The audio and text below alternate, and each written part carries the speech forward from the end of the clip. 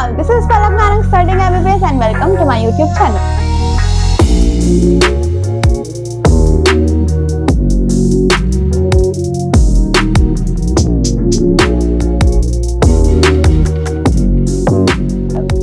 आज हम लोग कंटिन्यू करने वाले हैं लोकोमोशन एंड मूवमेंट वाले चैप्टर के साथ। हम लोग ने मसल के स्टार्टिंग का किया था सिर्फ, फिर छोड़ दिया था उसके बाद। तो आज हम तीन जो मसल्स है, तीन टाइप के मसल्स है, विच इज स्केलेटल, स्मूथ और कार्डियक मसल। ये तीनों मसल के बीच में डिफरेंस हम लोग पढ़ेंगे, जिसके डायरेक्टली क्वेश्चंस उठ के आते हैं एमसीक्यूज में। तो ये इंपॉर्टेंट टॉपिक है। तो बिना टाइम वेस्ट किए स्टार्ट करते हैं इन तीनों के बीच के डिफरेंस के साथ। डायग्राम मैंने पहले से बना दिया है ताकि ज्यादा टाइम वेस्ट ना हो। तो स्टार्ट करते हैं सबसे पहले स्केलेटल मसल के साथ। तीनों साइमल्टेनियस करेंगे। जो स्केलेटल मसल होता है वो होता है मल्टी न्यूक्लिएटेड, मतलब बहुत सारे न्यूक्लियस प्रेजेंट होते हैं। मल्टी न्यूक्लिएटेड को हम लोग और क्या बोल सकते हैं? सिंसाइटियम, सिंसिशियम। या फिर जो स्मूथ मसल्स होते हैं वो यूनि न्यूक्लिएटेड होते हैं, जैसे आप देख सकते हो। और जो कार्डियक मसल्स होते हैं ना, ये भी ऐसे होते तो यूनि न्यूक्लिएटेड ही है, ठीक है। ये यूनि न्यूक्लिएटेड होते हैं, यूएनआई से समझ जाना। इसका जो शेप है ये कैसा दिख रहा है? सिलेंड्रिकल, सिलेंडर जैसा दिख रहा है। इसका शेप भी क्या होता है? सिलेंड्रिकल। लेकिन जो स्मूथ मसल फाइबर होते हैं उसके शेप से आपको पता चल रहा है ये होता है फ्यूसीफॉर्म शेप। इस टाइप के शेप को हम लोग बोलते हैं फ्यूसीफॉर्म शेप। तो अभी तक हमने उसके शेप के बारे में पढ़ा, दूसरा न्यूक्लियस के बारे में पढ़ा। इसके न्यूक्लियस के बारे में एक और चीज मैं ऐड करना चाहूंगी कि जो स्केलेटल मसल का न्यूक्लियस है ना, वो पेरिफेरी में प्रेजेंट होता है, मतलब दीवार से चिपका हुआ। जबकि बाकी दोनों के जो न्यूक्लियस होते हैं वो सेंटर में प्रेजेंट होते हैं। समझ गए इतनी बात? ये तीन इसके शेप के हिसाब से मैंने डिफरेंस बताया कि क्या दिख रहा है वो, उस हिसाब से। अब एक और मैं आपको डिफरेंस बताना चाहूंगी, दैट इज स्ट्राइएशंस, कि किसमें स्ट्राइएशंस प्रेजेंट होते हैं।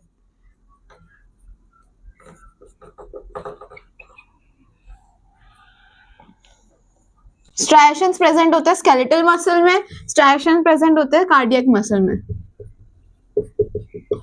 स्ट्राइएशन को और भी हम लोग बोलते हैं स्ट्राइप्ड मसल, मतलब उसमें स्ट्रिप्स होते हैं, स्ट्राइएशंस प्रेजेंट होते हैं। तो इसका मतलब अनस्ट्रिप्ड और अनस्ट्राइटेड मसल कौन सा हुआ?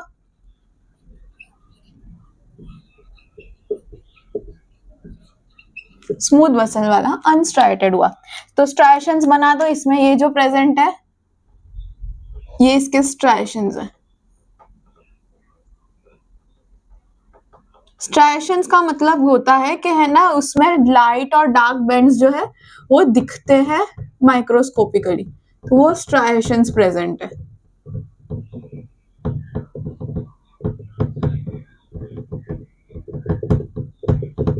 ठीक है, ये भी एक तरीके से स्ट्रक्चरली ही हो गया। एक और मैं ऐड करना चाहूंगी कि स्केलेटल और स्मूथ मसल फाइबर्स में इंटरकैलेटेड डिस्क एब्सेंट होती है, जबकि कार्डियक मसल फाइबर में इंटरकैलेटेड डिस्क प्रेजेंट होती है।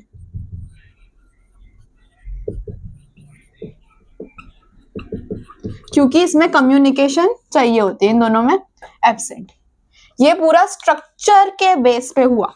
तुम समझ गए? इतना बेसिक मैंने चीजें बताई कि जो मल्टी न्यूक्लिएटेड है वो स्केलेटल मसल है, दोनों सिलेंड्रिकल, सेंटर वाला फ्यूसीफॉर्म है।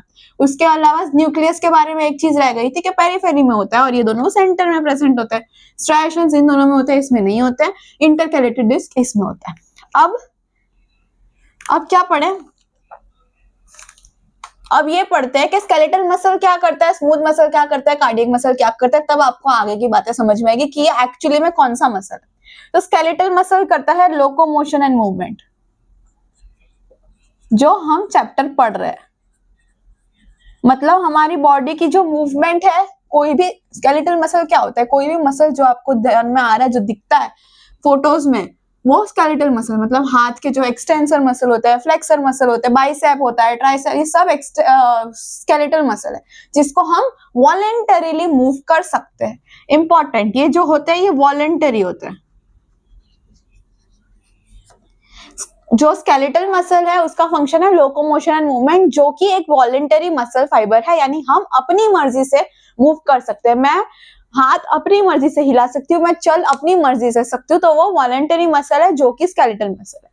स्मूथ मसल क्या है? वो एक इनवॉलेंटरी मसल है, मतलब वो मैं अपनी मर्जी से नहीं हिला सकती, वो खुद अपनी मर्जी से ही कॉन्ट्रैक्ट और रिलैक्स करेगा। तो ऐसे कौन से मसल है जो अपनी मर्जी से ही कॉन्ट्रैक्ट और रिलैक्स करते हैं? वो वाले मसल जो विजरल ऑर्गन्स के पास होते हैं, वो वहां पे हमारा कंट्रोल नहीं है, वो खुद ब्रेन करेगा। ब्रेन कैसे कंट्रोल करेगा वो भी मैं आपको भी बताती हूँ। कार्डियक मसल जो है वो तो सिंपल, अब तो इतना इजी है, ये हार्ट में प्रेजेंट होते हैं। जो हार्ट के मसल्स होते हैं उनको कार्डियक मसल बोलते हैं। अब ये आपके हिसाब से वॉलेंटरी होगा कि इनवॉलेंटरी होगा? अगर हमारा दिमाग लगाए हम तो ये इनवॉलेंटरी मसल फाइबर होंगे, है ना, कॉमन सेंस। हार्ट खुद से ही बीट करता है ना। तो बेसिक अभी हम लोग ने इसके बारे में समझा। अभी नेक्स्ट और हम डिफरेंस पढ़ेंगे इसकी फिजियोलॉजी के बारे में। हमने क्या पढ़ा कि ये मल्टी न्यूक्लिएटेड है, स्ट्राइएशंस लास्ट के दोनों है उसमें प्रेजेंट है, पेरिफेरी में न्यूक्लियस है, सिलेंड्रिकल फ्यूसिफॉर्म शेप है। उसके अलावा कि इसमें इंटरकैलेटेड डिस्क प्रेजेंट होते हैं, इन दोनों में नहीं होते। ये वॉलेंटरी है, ये दोनों इनवॉलेंटरी है। लोकोमोशन एंड मूवमेंट करेगा, विजुअल ऑर्गन्स के पास होगा, और ये कार्डियक मसल को हम बोलते हैं कार्डियक मसल, जो हार्ट में होता है। अब हम इसके आगे बढ़ते हैं। जहां पे हमने छोड़ा था वहीं से शुरू करते हैं। ये वॉलेंटरी होता है, ये इनवॉलेंटरी होता है, और ये भी इनवॉलेंटरी होता है। INV मतलब इनवॉलेंटरी, ऐसा समझ लेना। अब आगे बढ़ते हैं। अगर ये वॉलेंटरी है तो इसका मतलब ये supplied by spinal and cranial nerves,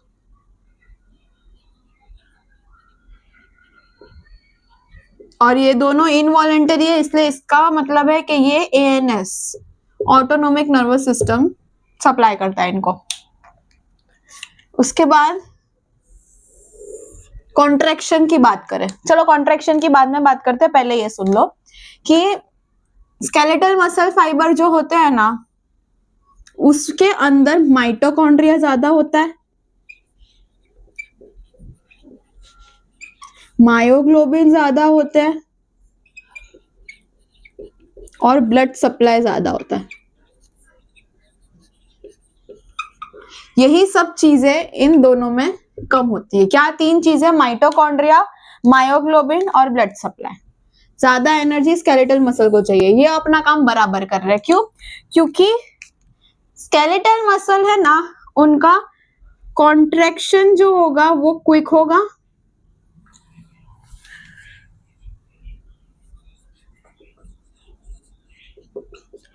और फटीग यानी वो थक भी बहुत जल्दी जाएंगे।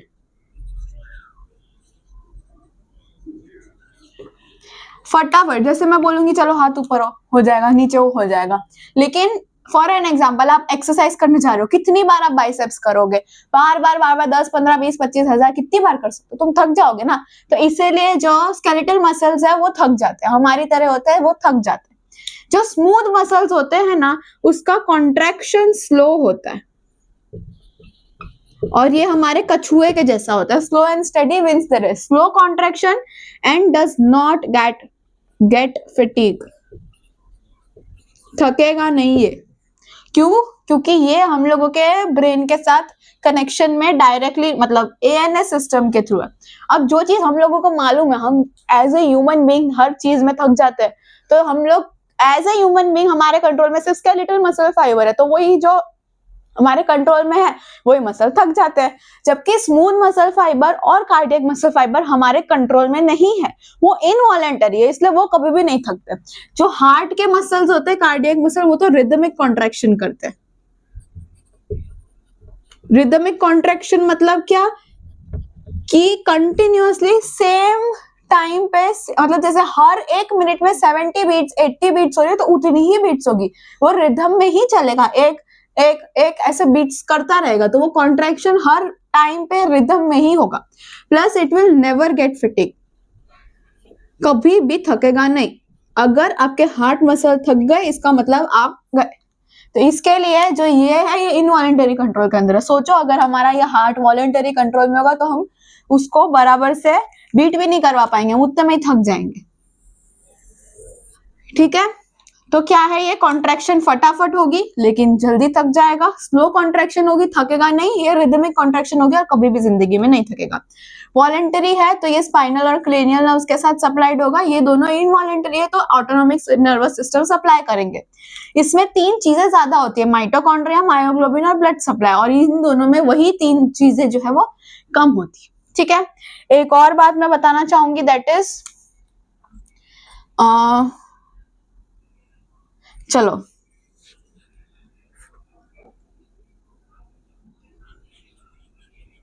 एक्टिन एंड मायोसिन, जो एक्टिन एंड मायोसिन है ना वो तीनों जगह पे प्रेजेंट होता है। जहां पे स्ट्राइएशंस है वहां पे प्रेजेंट हो, जहां स्ट्राइएशंस नहीं है वहां प्रेजेंट नहीं हो, ऐसा नहीं होता है। एक्टिन मायोसिन तीनों जगह पे प्रेजेंट होता है। अब ये एक्टिन मायोसिन क्या है ये आपको नेक्स्ट लेक्चर आप सब समझोगे तब डिटेल में समझ में आ जाएगा, अभी के लिए इतना याद रख लो। उसके अलावा इसमें सार्कोमियर एब्सेंट होता है, अगर ये नहीं दिख रहा है तो मैंने सार्कोमियर लिखा है।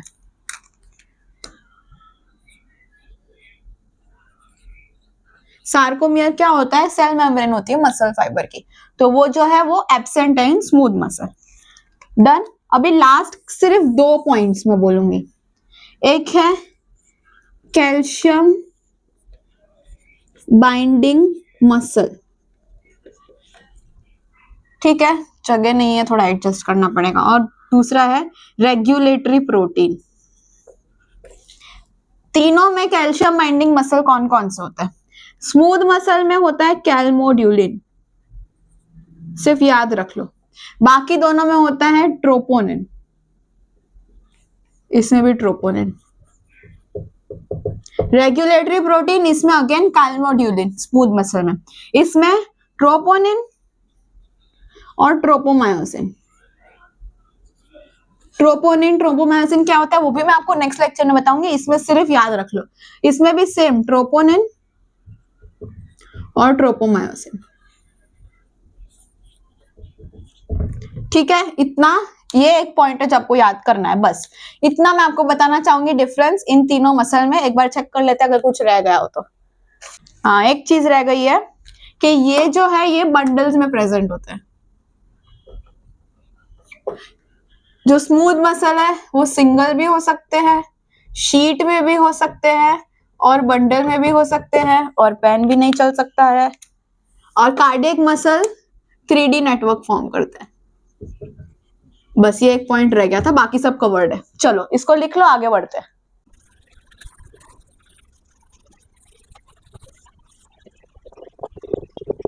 चलो नेक्स्ट हम पढ़ते हैं difference between red muscle fibre और व्हाइट मसल फाइबर। ठीक है, डायरेक्ट खाली 5-6 में डिफरेंस बताऊंगी, उसी को खाली याद कर लो। चलो सबसे पहला रेड मसल फाइबर, तो इसके अंदर क्या होता है, स्मॉल डायमीटर के होते हैं।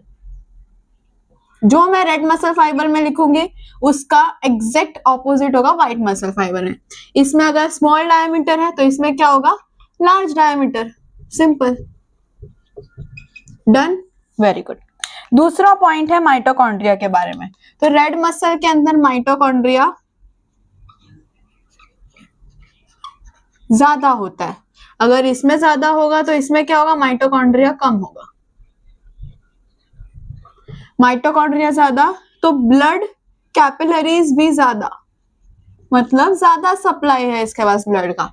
इसके अंदर ब्लड कैपिलरीज क्या है, कम है। नेक्स्ट पॉइंट, सार्कोप्लाज्मिक रेटिकुलम, जो ऑपोजिट है इन दोनों से। इसके अंदर सार्कोप्लाज्मिक रेटिकुलम कम होते हैं, इसके अंदर सार्कोप्लाज्मिक रेटिकुलम ज्यादा होते हैं। दोनों में डिफरेंस देख लेना, मिक्स मत करना। इसके बाद ये होते हैं डार्क रेड इन कलर और ये होते हैं लाइट रेड इन कलर। अब ऐसा क्यों होता है ये मैं आपको समझाती हूँ। डार्क रेड इसके लिए होता है क्योंकि इसके अंदर एक हीमोप्रोटीन प्रेजेंट होता है। What is haemoprotein, myoglobin. जो मायोग्लोबिन है ना वो ऑक्सीजन के साथ कंबाइन करता है और बनाता है ऑक्सी मायोग्लोबिन। अच्छा, ये डार्क रेड कलर क्यों होता है? मायोग्लोबिन की वजह से डार्क रेड कलर होता है। और ये मायोग्लोबिन ऑक्सीजन के साथ कंबाइन करके ऑक्सी मायोग्लोबिन बनाता है, और ये ऑक्सी मायोग्लोबिन है यूटिलाइज्ड ड्यूरिंग कॉन्ट्रैक्शन। अभी इसका ऑपोजिट हमें इधर करना है। ये डार्क रेड था इसलिए लाइट रेड है। और क्यों लाइट रेड है? इसमें मायोग्लोबिन था इसलिए डार्क रेड था, इसमें मायोग्लोबिन नहीं है इसलिए लाइट रेड होगा। सिंपल, सिर्फ ऑपोजिट करना है हमें। अब इसके अलावा एक और इम्पोर्टेंट पॉइंट है कि इसके अंदर एनारोबिक रेस्पिरेशन होती है।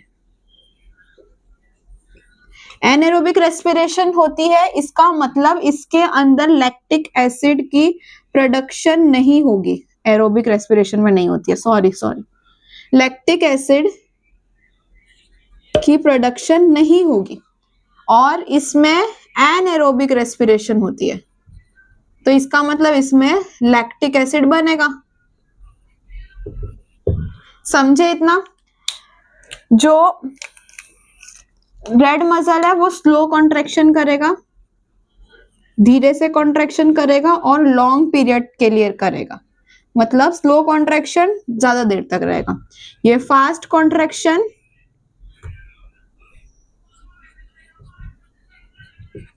For less time period.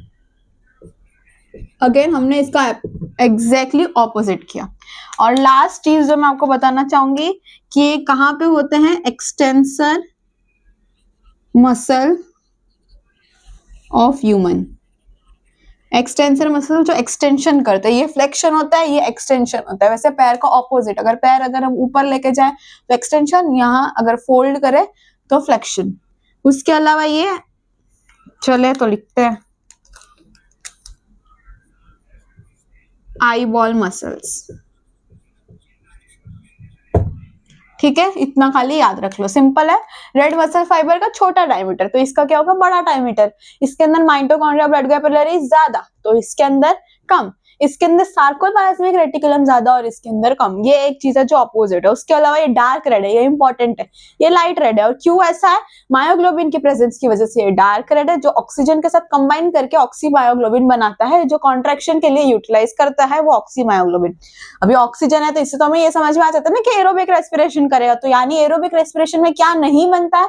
Lactic acid नहीं बनता है, इसलिए slow contraction for longer period of time कर सकता है। इसमें मायोग्लोबिन भी नहीं है तो ये एनारोबिक रेस्पिरेशन करेगा, जिसकी वजह से लैक्टिक एसिड बनेगा।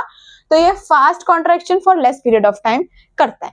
इतना ही है खाली रेड और व्हाइट मसल फाइबर में डिफरेंस, और इतना ही हम आज के लेक्चर के लिए रखते हैं। नेक्स्ट लेक्चर में हम आगे पढ़ेंगे एक्टिन मायोसिन वाला जो पूरा कंसेप्ट है वो, और पूरा कॉन्ट्रैक्शन कैसे होता है उसकी पूरी प्रिंसिपल थियरी सब बताऊंगी। So that is it for today. I will meet you in next one. Till then bye bye.